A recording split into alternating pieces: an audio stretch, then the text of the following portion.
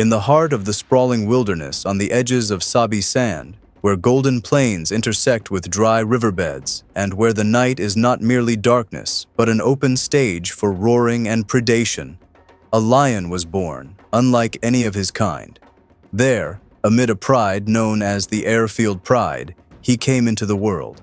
A cub with stern features, his thick mane grew unusually fast, and his gaze hid behind it silent death and a terrifying soul. That cub would come to be known as Mr. T, or the devil who drowned the savannah in blood and rage.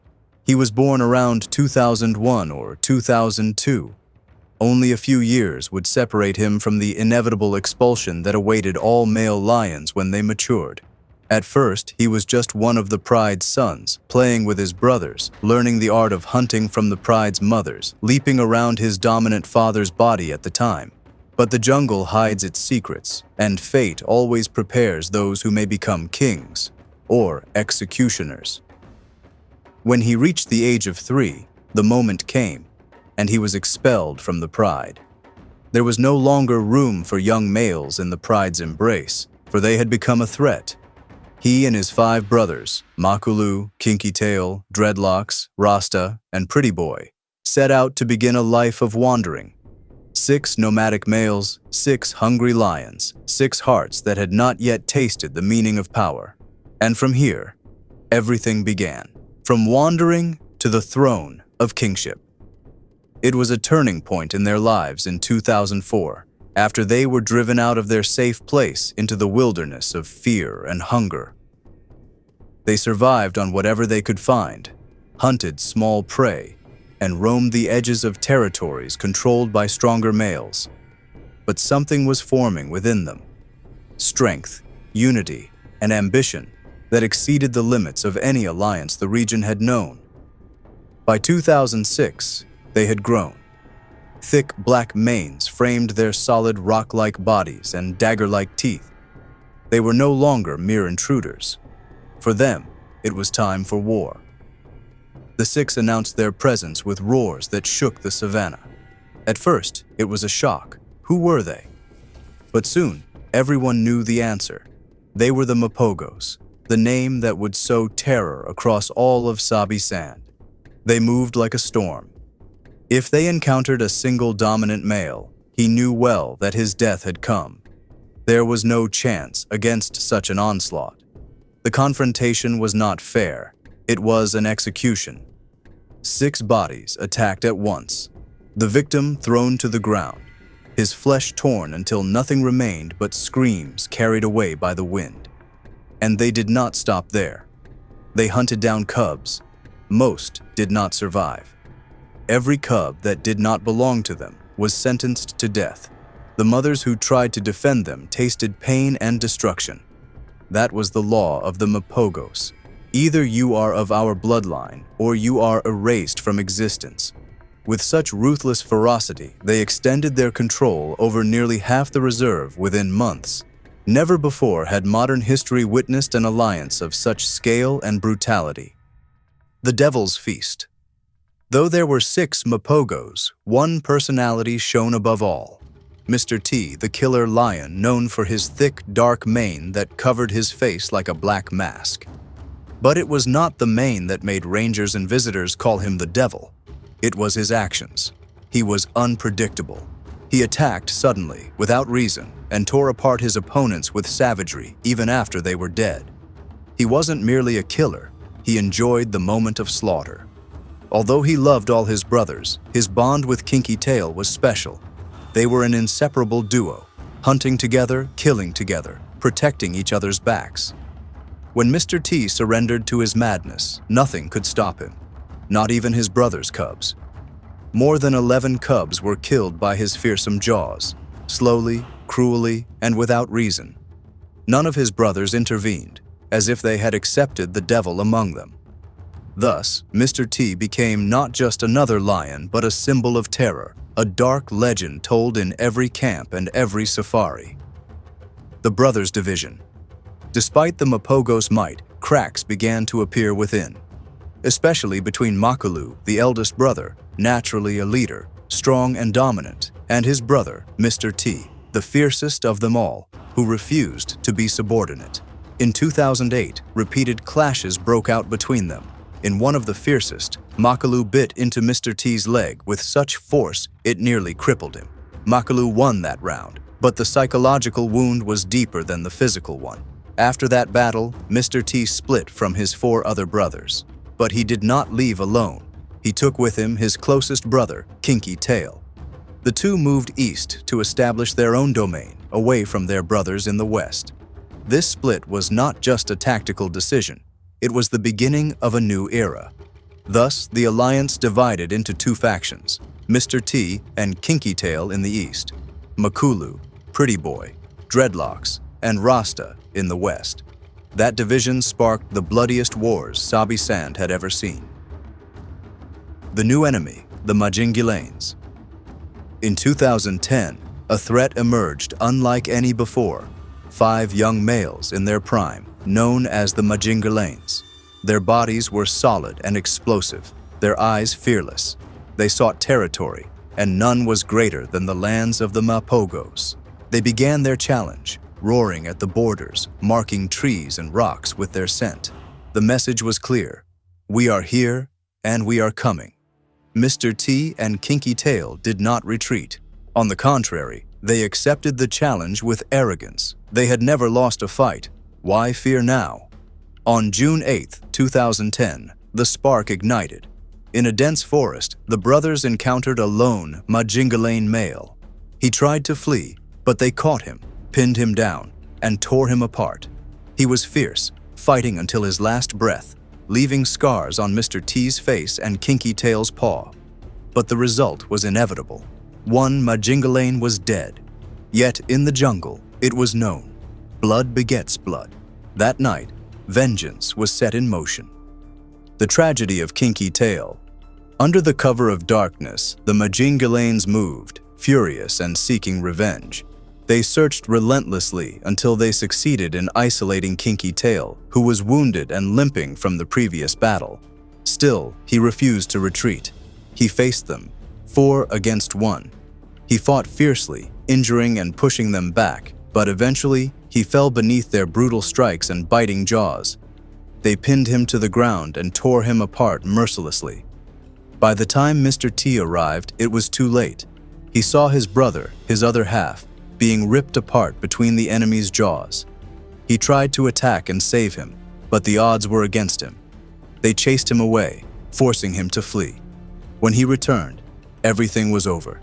Kinky Tail was nothing but a shredded corpse. That moment changed Mr. T forever. He was no longer the same lion. He became darker, filled with hatred and fury, as if Kinky Tail's soul had turned into boiling blood in his chest. For 2 whole days, he stood at the eastern borders roaring for his dead brother without pause. His mourning echoed through the wilderness. But the jungle shows no mercy, and he had to go on. The Devil Unleashed. Mr. T returned to his brothers in the west, but something inside him had shattered. He was no longer just a powerful king. He was now a true devil. He began killing his brothers' cubs one by one. More than 11 cubs died by his claws over a few months.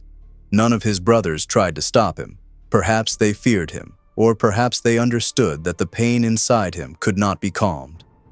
The Mapogo coalition shrank after Rasta's mysterious disappearance.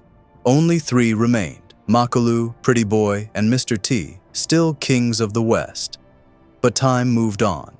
They were aging, their wounds accumulating. It was clear a new dawn was coming, one carried by younger, stronger lions. The end at the hands of the Saladi. Then came 2012, when another coalition emerged from the south. 4 males called the Saladis, later known as the Katos. They were in their prime, hungry for dominance and unafraid of facing legends.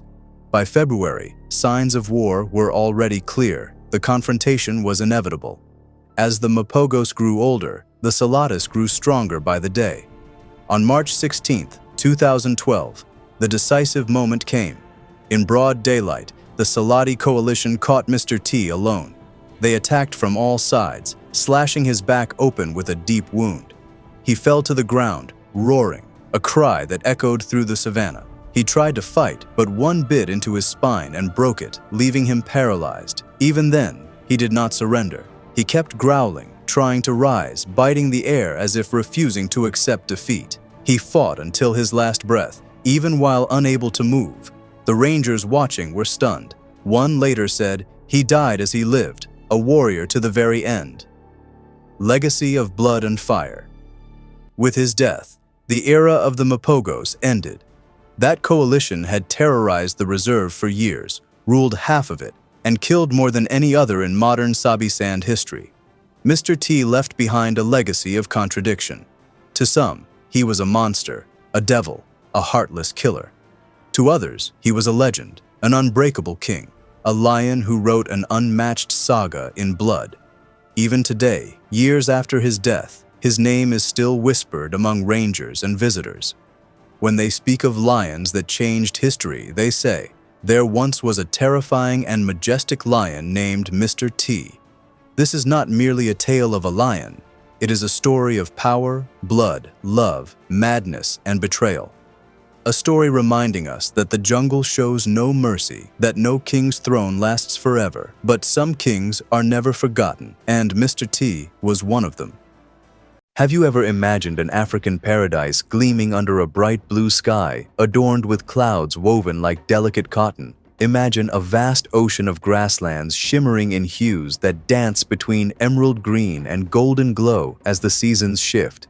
But wait, do not be deceived by this beauty, for these wild lands live in a constant state of turmoil, where survival demands primal instinct and unyielding fury. At the heart of this fierce arena, two brothers rise, born to be kings. They are the cubs Tao and Banda, heirs to the great Kanika pride. They were raised among buffaloes, forged by the bitterness of losing everything, yet they always rose again with unmatched strength. So join us today on this thrilling journey and prepare for an adventure that will capture your heart and mind. In their early days, Tao and Banda's world pulsed with warmth, their mother's rich milk, the shadows of dominant males that protected them, and the lessons of the aunt lionesses who skillfully chased away jackals.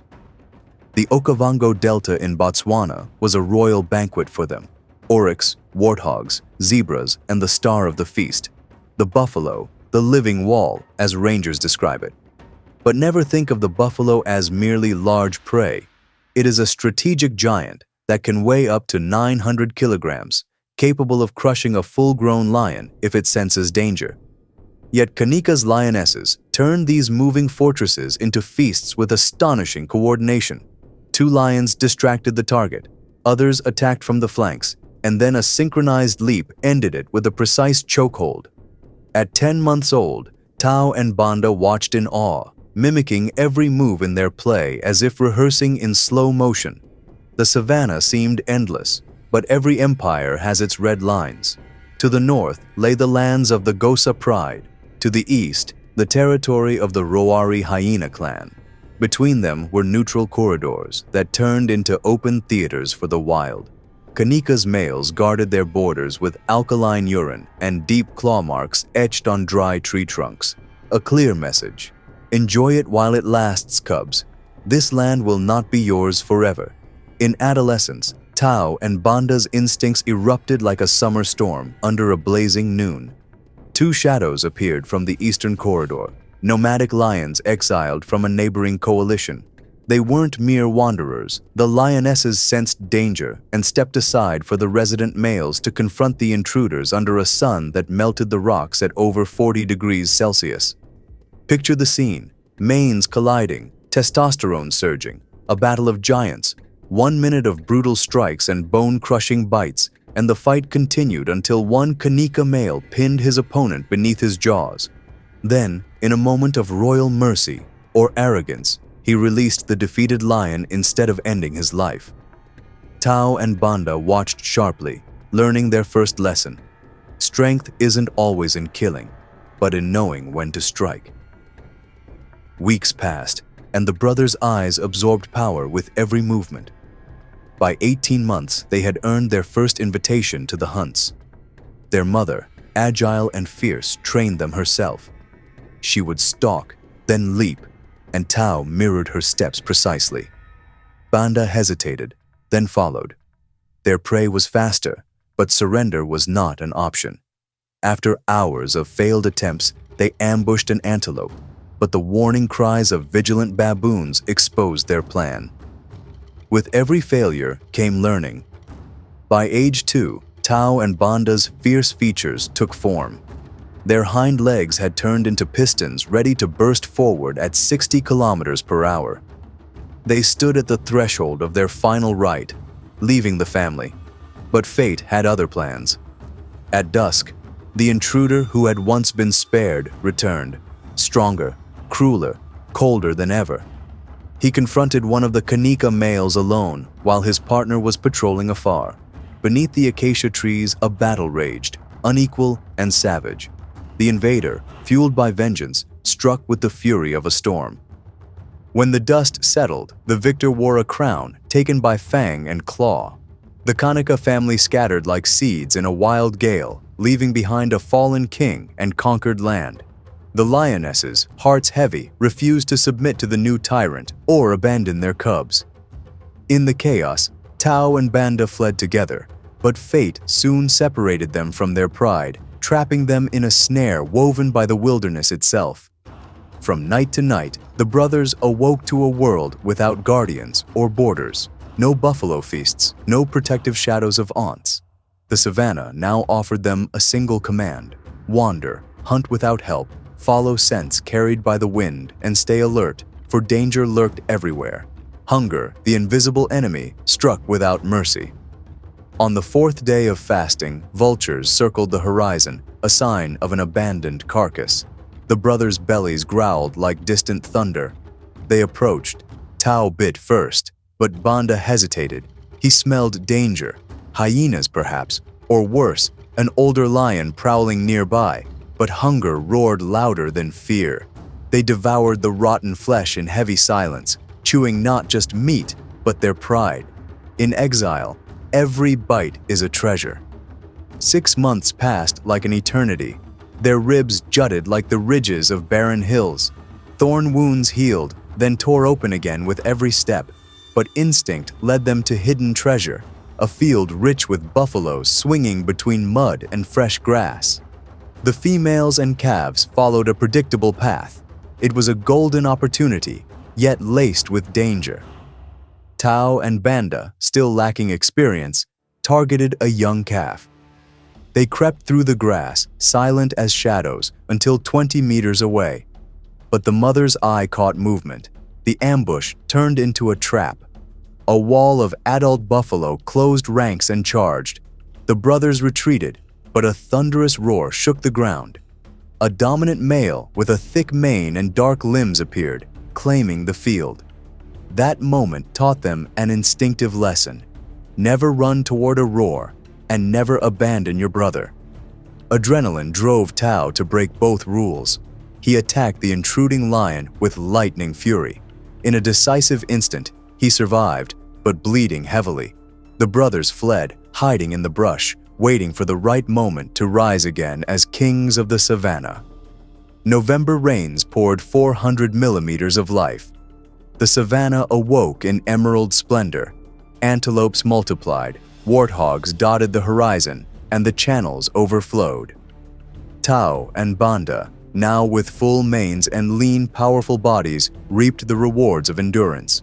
They stole from hyenas' kills, joined hunts with nearby lionesses, who, strangely enough, saw them not as threats, but perhaps as future kings. Banda excelled in the hunt. His roar shook the ground. Tao, however, discovered another weapon: charm. A lioness in heat strayed from her group, luring him with golden promise. But he forgot this land bore scars of an old rival. A thunderous roar erupted. Tao retreated just in time, realizing he had strayed far from his brother. That night, Tao did something rare for a lion. He roared for help. The echo traveled 5 kilometers, answered by Banda from the thickets. After hours of searching, their heads touched in relief. Tao had survived. They could rest, but not for long. A year passed. Time sculpted the brothers. Their manes grew darker, their muscles enviable. Their energy turned survival into ambition. The scent of females called again. They followed the trail to 3 lionesses with cubs. The resident male was away on patrol. Perfect timing. Tao advanced, Banda close behind. But the king caught their scent and raced back. This time, he faced 2 machines of fury. The battle lasted 5 minutes. The king fell motionless. The crown of the kingdom passed to the brothers. In the weeks that followed, the lionesses led the brothers across the delta's realms, through pools of constant water, scattered forests, and open plains rich with prey. Tao stayed with the lionesses to protect them, while Banda marked territory every 300 meters, declaring their empire. At night, they roared together, their voices tearing through the savannah, proclaiming the start of a new reign. Soon, the lionesses entered heat in unison. They mated with the kings, and within 100 days, 7 healthy cubs were born. The kings lifted their crowns high and prepared for what was to come. Every hunt now mattered twice as much. Every patrol became a shield for the future. Beneath an orange sunset, Tao lay as a cub slid down his mane, playfully biting it. The other cubs danced among the lionesses. No longer were there lions without a pride, but an empire reborn. Tao and Banda were now flawless hunters, vigilant fathers, fierce guardians, true kings. And all of it was possible because, in the decisive moments, they chose to rise instead of flee.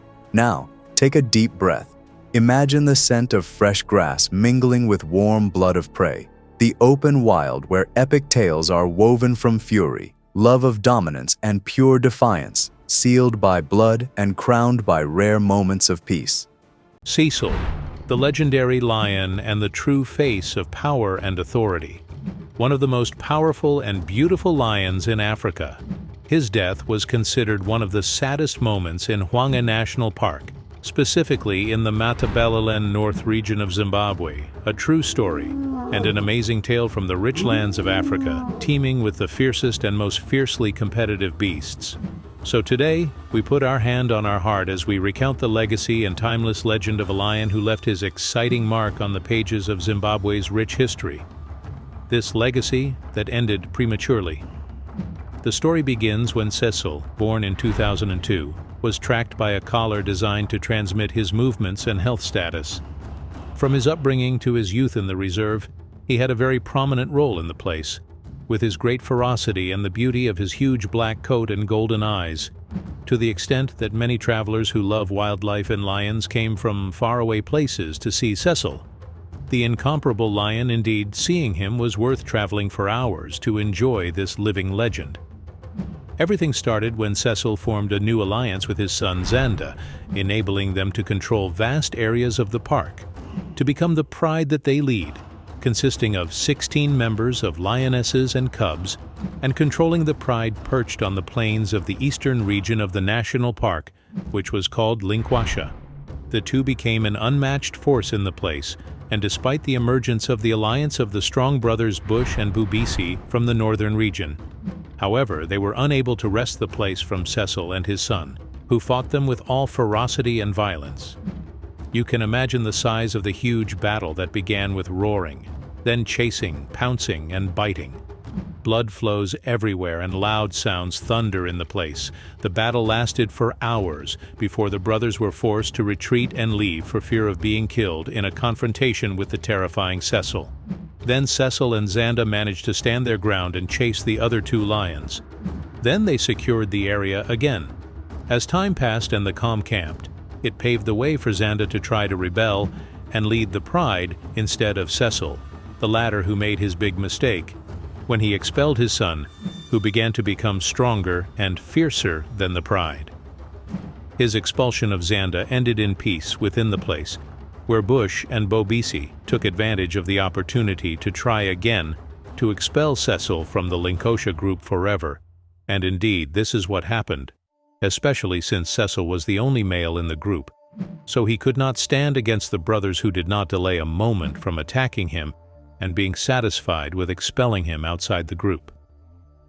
On Cecil's long journey north through one of the areas controlled by the lion Kokore. At that time, Cecil was thin, hungry, and his health was deteriorating, and he did not have much strength and ability to endure and confront. Therefore, Cecil tried to ingratiate and submit to Kokore to gain a chance to form a new alliance with him. But Kokore rejected him and kept him away from his area in defense of his lands, and fearing that Cecil would kill his cubs in pride. Cecil returned to wander to find Jericho on his way, that single and huge male lion. Legend has it that Jericho's father killed Cecil's father in a violent fight that broke out between them, so there is a clear history of hatred between them.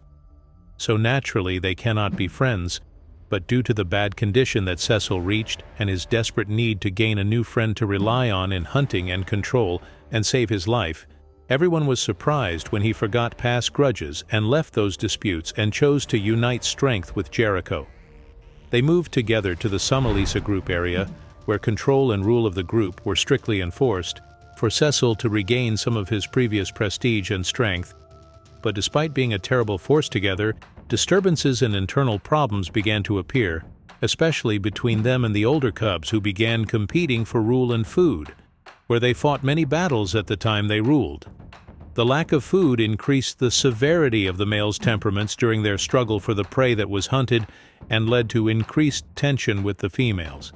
But regardless of that, calm returned after a period to gather the group and unite it after they discovered that their strength in their multitude and gathering is better than being separate and weak. The roar of those powerful lions announced the dominant power in the area, with their loud voices as Cecil challenged any alliance that dared to approach their controlled areas. That roar was also an expression for the females in the area of their desire to grow their pride and increase their offspring.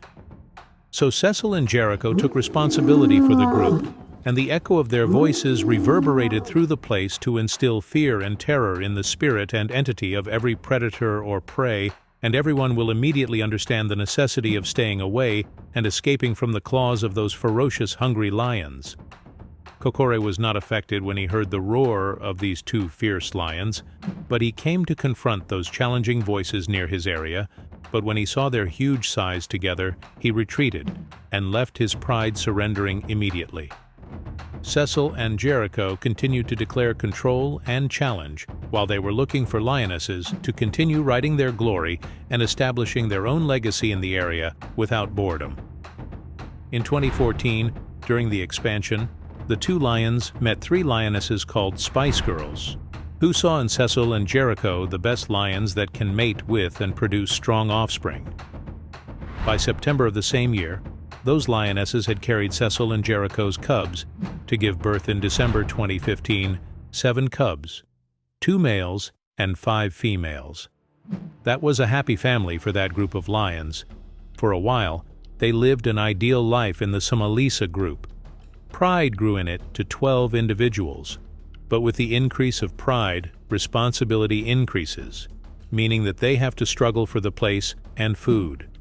So they needed to expand the area again, where Jericho ventured north to an area called Kennedy, near the railway line.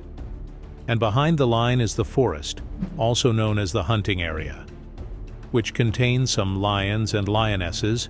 Jericho found on his way a lioness named Kathy, who was old and alone. Jericho informed Cecil that he had found a larger area. Cecil immediately moved north to Kennedy, where Cecil saw Kathy and was happy with her presence, especially not for mating, but for raising young cubs. They stayed with Kathy for a long time before they decided to return to their previous group for a short period and then return overnight to Kathy. All this happened before disaster struck the lion Cecil, where the plot was being hatched to monopolize him and hunt him. Indeed, on the night of July 1, 2015, Cecil was lured outside the protected area, where 2 hunters from the area participated with an American trophy hunter named Walter Palmer in tracking and killing the lion Cecil through a sharp arrow that led to his death after leaving him for long hours of suffering. Cecil was 13 years old before his death, while Palmer had bought a hunting permit so as not to be legally accused of any crime. The authorities in Zimbabwe said that after killing Cecil, he remained free to visit the country as a tourist, while the other hunters, sons of Zimbabwe, the hunting guide and the owner of the farm where the hunting operation took place, were arrested. They were imprisoned for a short period, before the charge was eventually dropped against them. This killing attracted the attention of the international media and caused great anger among advocates and animal conservation associations who used to come from abroad to see this powerful lion, and Palmer received many criticisms and negative reactions from politicians and celebrities. In the end, Cecil left behind a great legacy, and many genes are still alive that will take over the pride and rule the area for sure at the earliest opportunity, while Jericho remained in the north and did not return to defend the pride, where he stayed with Kathy before 2 other lionesses joined him, and he mated with them and became the father of 5 new cubs. In 2021, National Geographic Channels broadcast the documentary film produced by wildlife filmmaker Peter Lamberti from Lion Mountain Media about the lion Cecil and his life history full of dominance and power. Certainly, seeing white lions is an incredibly rare and unique sight, whether in Timbavati Reserve or in Kruger National Park in general. According to ancient African tribal history, white lions were revered as the spirits of deceased kings by the local Tsonga people. In other legends, they are said to be the children of the sun god, sent to earth as divine gifts. Throughout history, white lions roamed the Timbavati area, located on the borders of Kruger National Park, for hundreds of years. The year 1938 witnessed the first documented sighting of a white lion in the area. By the mid-1970s, white lions were sighted once again in Timbavati, creating a major local and international stir. Many documented the story in books, the most famous of which is The White Lions of Timbavati by Chris McBride. Therefore, the discovery of new white lions in Kruger National Park was considered natural. One of these lions in Kruger stole the spotlight and became immensely famous, especially after appearing on the Wild Earth program, which gained global recognition. He was also followed by large groups of South Africans who visited Kruger National Park and captured photos of this remarkable lion. That lion is Casper, whose status rose to the highest levels due to his rare white color. The reason behind the rarity of white lions is that both the male and female must carry the recessive gene called leucism, which affects melanin levels in the body to produce a white cub. The probability of both lions carrying this gene is extremely low, making these pale-colored lions so unique. Casper the white lion was born with his siblings in the Shishangan Pride in July 2014. He had 4 brothers, 3 with the normal golden color of lions, and 1 who shared Casper's rare white color. From a young age, Casper displayed signs of strength, courage, intelligence, and affection for his brothers. It was only natural that he would be ambitious in building his own glory and forming a coalition feared by all in the reserve. Mid-2016 brought a major event when a new lion named N invaded the territory controlled by Shishangan. His eyes were filled with challenge and anger as he attacked Shishangan ferociously. The bloody conflict continued until it ended with Shishangan's death. After killing the dominant male, the new lion set out, as usual, to kill all the cubs carrying the previous male's genes, ensuring the females would mate with him instead. Casper and his brothers realized their father had been killed and resolved to flee the area, carefully moving away as fast as they could. Their early journey into exile had begun, wandering the plains in search of survival. But the unknown held many misfortunes. Along the way, the cubs entered the territory of dominant lions without noticing their presence. Those lions pounced on Casper's white-coated brother and killed him instantly. Casper was also injured in the attack, but managed to escape with his remaining brothers. They chose to hide in the fields, learning the tactics of observation and hunting to strengthen their weak bodies. Over time, they began killing different prey, including buffalo, which gave them the energy and vitality to continue. The four lions eventually formed their own coalition, named the Shishangan Coalition after their former pride. Casper's brothers were named Casanova, Mfowethu, and Footloose. By mid-2019, the coalition was roaming the plains, watched by the cameras of visitors, especially focusing on the striking white lion Casper. They repeatedly attempted to hunt buffalo, never giving up. But suddenly, three massive lions appeared, sneaking toward Casper, who was sitting alone with his back to them. Casper only realized the danger when his brothers ran toward him roaring. He fled with them just in time, but after retreating, the four lions, led by Casper, decided to turn back and face the invaders who sought to expel them. A bloody and savage battle ensued, with the young lions fighting with rare bravery. They struck with ferocity, ultimately defeating the three attackers and driving them out of the area. It was their first great victory, achieved without surrender. After this triumph, the lions gained immense confidence. They began roaming Kruger, seeking to expand, explore, and challenge other lions.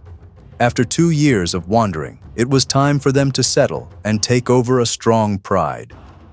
Indeed, they encountered the females of the Satara pride and began mating with them. By 2022, 3 cubs were born, the offspring of Casper and his brothers, all with the natural golden color. To this day, the coalition remains with the Satara pride, though no one knows if they will eventually move on to another pride. Casper himself was known to disappear for long periods before returning. No one can predict the end of this coalition's story.